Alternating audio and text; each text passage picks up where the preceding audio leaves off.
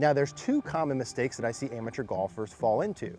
Mistake number one would be they do get the hips forward, but the head goes along with it. And common mistake number two would be the hips stay back and the head stays back. What the pro golfer does, right, is the hips forward, head back. Now, we need that combination of motions for a very specific reason. Number one, the hips have to go forward, and we want them to go forward. They're shifting forward and turning for the purpose of contact, for solid contact and low point control. So as I move my belt buckle towards my left ankle, and that moves my weight forward and my body forward, that allows me to get the club head to hit the ball first and the ground second, ensuring consistent solid contact. Hey guys, I want to thank Harry's for sponsoring today's video. Guys, obviously all of us need a razor. Some of us have a little beard going on, right? But I still use a razor down bottom. If you're anything like me, I want a razor that's affordable, one that I can rely on, and one that works really well. And what Harry's does that you know that we love is they give you an opportunity to try it really risk-free. If you go to our custom link, harrys.com/Eric Golf today, you can get a Harry's trial set for just $5. That's an unbelievable value. The set includes the 5-blade German-engineered razor cartridge, a weighted textured handle in your choice of color, shave cream with aloe, and a travel blade cover. Harry's offers a 100% money-back guarantee, so there's literally no reason not to give them a try. If you've been shaving for a while like I have, you know once you find a great razor that you get your hands on, you want to keep that one. So if you don't have one you love, you're ready to replace that or try one new, highly recommend you check out Harry's. Again, it's going to be harrys.com/Eric Golf. You can get that trial set for just $5 today. Hey guys, Eric here, and in today's video, we're gonna talk about the technique that every pro uses to hit consistent shots. There's really one motion during the downswing that you have to be able to do to hit the ball consistently solid, high, and far like we all want to. I'm gonna show you what that move is, how to feel it, and the drills associated, but let's just take a 1-minute break. Let's go over to Analyzer. Let me give you a visual of what I'm talking about here first. Okay, so here we have Adam Scott. I like to use his swing just because it's so freaking good and neutral. Notice I drew a line up from the golf ball in red and a line up the ankle in orange. Now, the one key move that I see every pro do that leads to these consistent shots is they're able to get their hips, watch his belt buckle, to that orange line over the ankle while keeping the head back over the ball line. You see that there? They're able to get the hips forward towards the target. The belt buckle gets over the ankle while the head stays back. Now, if you watch on the right, obviously as the hips and the belt buckle move forward towards the ankle, the hips are also rotating, right? So the belt buckle isn't still pointing towards the ball. It's rotating towards the target. So it's a shift and a turn. But as the hips are moving forward and turning, the head is staying back. Now, that combination of motions, the ability to get the hips forward and the head back, is so important for a couple different reasons. And there's really one or two key feels that you need to have to be able to produce that. And I'm going to show you that next, but I just want to give you a really cool visual here. You can clearly see the hips moving forward and turning. The head's not going with it. The head staying back, right? There's an initial motion of the head going with it early, but then that centers back out over the golf ball. That's the key move I need to show you how to do here. Okay guys, so as we saw there with Adam Scott, right, the visual is pretty clear. When we come down during the downswing, we have to be able to get our belt buckle and our hips forward over our ankle while keeping the head back over the golf ball line. The combination of those movements is exactly what we need. We can't have one without the other. What every good golfer, every professional golfer I've seen, and we could pull up 1,000 of them, right? I just like Adam Scott because I like his swing and it's easy to see those things, but they all would look the same. They get their hips forward as their head stays back over the ball line. Now, there's two common mistakes that I see amateur golfers fall into. Mistake number one would be they do get the hips forward, but the head goes along with it. And common mistake number two would be the hips stay back and the head stays back.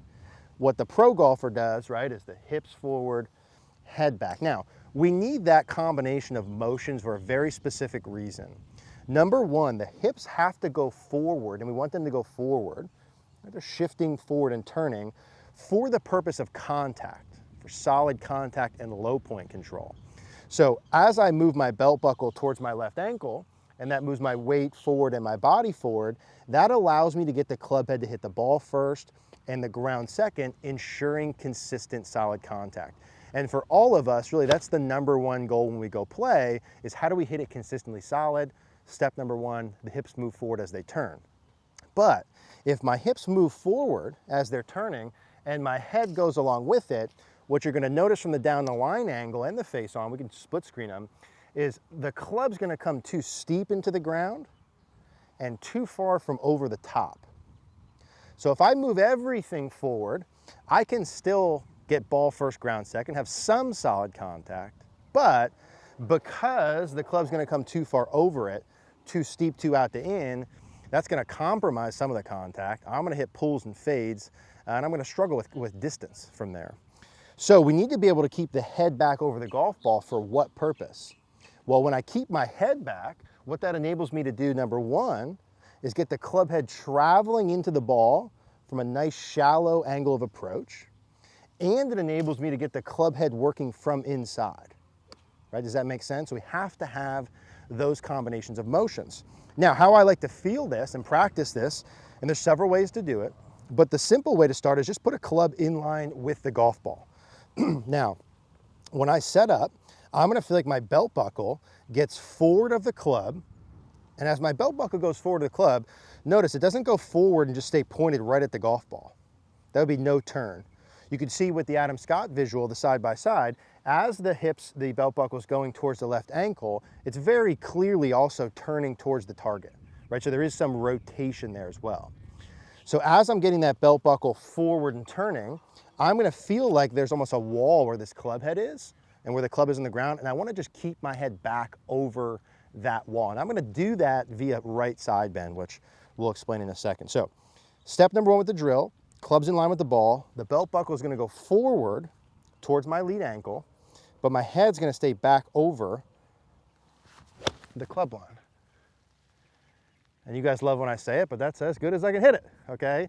That's a solid high 8-iron shot that I was able to do because of the combination of those motions, right? And it wasn't one without the other, and it's never one without the other. Regardless of where a good player comes from the top, and they could come from various places, they all go there. It's the one move all the pros do to hit the consistent shots. They have different takeaways, different top of backswings, even different transitions, but they all get through that motion through impact, right? So same thing, if we can keep it this simple, belt buckles forward towards the ankle, the head stays back over the line. Now I mentioned that right side bend. How I'm able to have my hips move forward while having the head stay back is right side bend, that's the key. Right side bend is the right shoulder getting slightly closer to the right hip. Now notice if I do that motion in isolation, where's my head go? Towards the target or away? It's away from the target. So if my hips are going forward as I'm doing that tilting motion, see how that keeps my head back. Now, would I do that and just stay facing towards the golf ball? No, I need to have turn. The turn gets me in my position there. You with me on that? So it's the side bend is the main part in combination with a little extension. Watch this move. If I go chest up towards the sky, which way does my head go? Back or forward? It goes back, right? So when I'm working through the golf ball, how I keep my head back as my hips are going forward is a little bit of right side bend, that's right shoulder down, and a little bit of extension, which is chest up. A little shoulder down, little chest up. Belt buckle is gonna work towards the lead ankle, forward of the club. The head stays back on that line through impact from side bend, and then it keeps staying back with some of that extension, and then eventually I can release up into the finish. But through the ball, belt buckle forward, head back. So I'm thinking about getting my belt buckle over the ankle, head stays back. Yeah, and that's nice. And so that should look good when you watch, right, from face on. It should feel good when you do it. And the point of that is solid, consistent contact, like I said. Now, do you need these things in your swing? Odds are yes, right? Every single pro, like I mentioned, does these things. So you do need to do them. but how much you need to feel, when you need to feel them is very individual based on where you're at with your swing. So for me to really help you beyond just this, like how much do I need to do this? Do I even need to do it? When to do it? What to feel? All that stuff. That's where I can help you out at cogornogolf.com. You could send your swings and we can go through and analyze it in detail and really help you out. So I would check that out. That link's in the description down below.